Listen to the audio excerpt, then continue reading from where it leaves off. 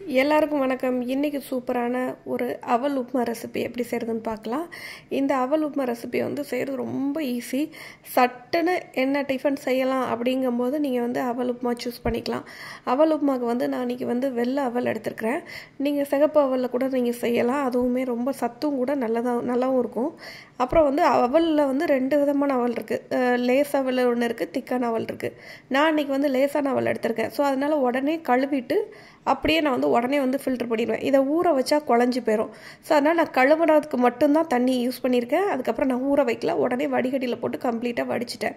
இதுவே நீங்கள் கட்டி அவல் எடுத்திருந்தீங்க அப்படின்னா அதை நீங்கள் ஒரு 5 நிமிஷமோ இல்லை 2 நிமிஷமோ அந்த அவலை நீங்கள் அப்பப்போ நீங்கள் நசுக்கி பார்க்கும்போது உங்களுக்கு ஊறி இருக்கிறது பதம் தெரியும். அந்த ஊறி இருக்க பதம் உங்களுக்கு சாப்பிட்ற அளவுக்கு வருது அப்படின்னா டக்குன்னு நீங்கள் அதை ஃபில்டர் பண்ணிடணும். இல்லை அதை இன்னும் கொஞ்சம் நேரம் ஊறட்டுன்னு வச்சிங்கன்னா கண்டிப்பாக உப்புமா உதிரியாக வராது, களி மாதிரி ஆகிடுங்க. ஸோ அதனால் அதுக்கு ஏற்ற மாதிரி நீங்கள் ஊற வைக்கிற டைமை மட்டும் கூட்டி குறைச்சிக்கோங்க. இப்போ உப்புமா செய்கிறதுக்கு அடுப்பில் கடாயில் கொஞ்சமாக ஆயில் விட்டுருக்கேன். இந்த ரெசிபிக்கு தேங்காய் எண்ணெய் ஊற்றி செஞ்சால் தான் நல்லாயிருக்கும். ஸோ அதனால் நான் தேங்காய் எண்ணெய் ஊற்றிருக்கேன். தேங்காய் எண்ணெய் நல்லா சூடானதுக்கப்புறம் கடுகு, உளுந்தம்பருப்பு, கொஞ்சம் கடலைப்பருப்பு சேர்த்து நல்லா வெடிக்க விட்டுருக்கேன்.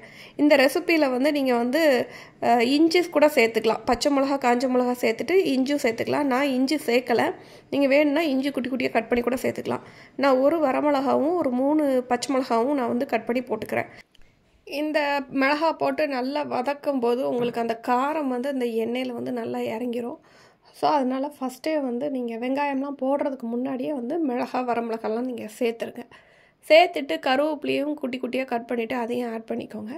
ஆட் பண்ணிட்டு நான் ஒரு பெரிய வெங்காயம் நல்ல பெரிய சைஸ் வெங்காயமாக பெரிய வெங்காயம் குட்டி குட்டியாக கட் பண்ணி வச்சுருக்கிறேன்.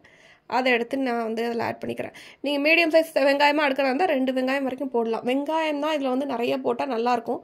இல்லைன்னா நீங்கள் உருளைக்கிழங்கு இருக்கு இல்லையா, உருளைக்கிழங்கு நம்ம பசங்களுக்கு தயிர் சாதத்துக்குலாம் குட்டி குட்டியாக கட் பண்ணிவிட்டு வதக்கி ஃப்ரை பண்ணி போடுவோம் இல்லையா, அந்த மாதிரி கூட நீங்கள் செஞ்சுட்டு அதை கூட இந்த இடத்துல நீங்கள் ஆட் பண்ணிக்கலாம். இல்லைன்னா உருளைக்கிழங்கு குட்டி குட்டியாக கட் பண்ணிவிட்டு அதை இதிலே கொஞ்சம் நேரம் பாயில் பண்ணிவிட்டு அதுக்கப்புறம் கூட நீங்கள் அவல் சேர்க்குற மாதிரி இருக்கும். அதுவும் நல்லா தான் இருக்கும்.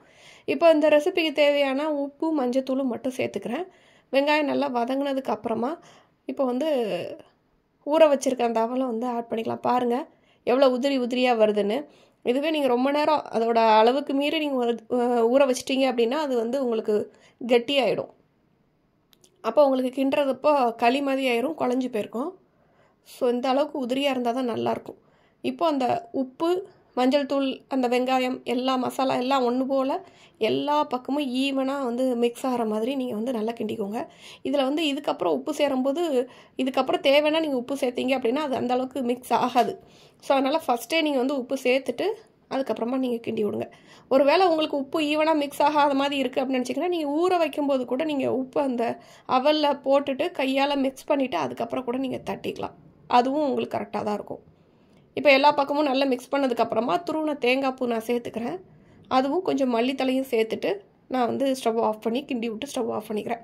இந்த இடத்துல நீங்கள் லெமன் ஜூஸ் வேணும்னா கொஞ்சமாக ஒரு பாதி லெமன் ஜூஸ் நீங்கள் சேர்த்துக்கலாம். அதுவும் நல்ல ஒரு ஃப்ளேவர் கொடுக்கும். இது ஒரு மாதிரி லெமன் சாதம் ஃப்ளேவர் மாதிரி இருக்கும்.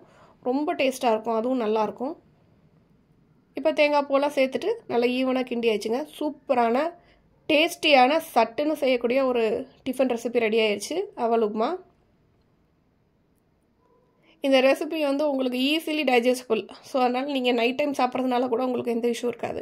சீக்கிரமாக செமிச்சிரும்.